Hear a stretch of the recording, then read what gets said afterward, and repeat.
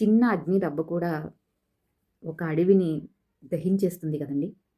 ఒక కట్టెను బూడిద చేస్తుంది.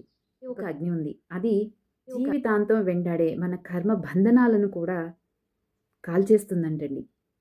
మరి ఆ అగ్ని ఏంటో తెలుసుకుందామా? దానివల్ల ప్రయోజనాలేంటో తెలుసుకుందాం. భగవద్గీతలోని ఒక్క శ్లోకం చదవడం వల్ల భగవంతుడి మార్గంలో నడవాలనే ప్రేరణ కలుగుతుందంటండి. మనకి ఆత్మ జ్ఞానం అందుతుంది.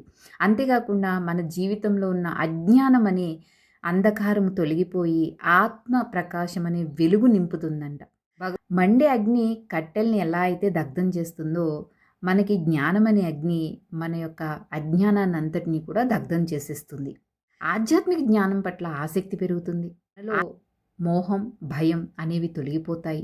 అంతేకాదండి మన మాటలు, మన చేష్టలు అలాగే మన ఆలోచనలు ఎంతో జాగ్రత్తగా చేసుకుంటామంట. ఎందుకంటే అజ్ఞానం వల్ల మనం ఇదివరకు ఎన్నో కర్మలు చేసుంటాము. వాటి వల్ల ఎన్నో కష్టాలు, నష్టాలు, దుఃఖాలు ఎన్నో మనం గురయ్యాం కదండీ! ఇప్పుడు అలా కాకుండా వాటి నుంచి కొన్ని పాఠాలు నేర్చుకుని, ఇప్పుడు మనం ఎంతో జాగ్రత్తగా మన జీవితంలో ప్రతి విషయంలోనూ కూడా స్టెప్ బై స్టెప్ మనం ఒక అడుగు వేసుకుంటూ ఉంటామంటండి. మరి ఆ శ్లోకం ఏంటి ఈరోజు మనం తెలుసుకుందామండి. హలో ఓం శ్రీకృష్ణ పరమాత్మనే నమః. యథైతాంసి సమిద్ధోగ్నిః భస్మసాత్ కురుతేర్జున జ్ఞానాగ్ని సర్వకర్మాణి భస్మసాత్ కురుతే తథా.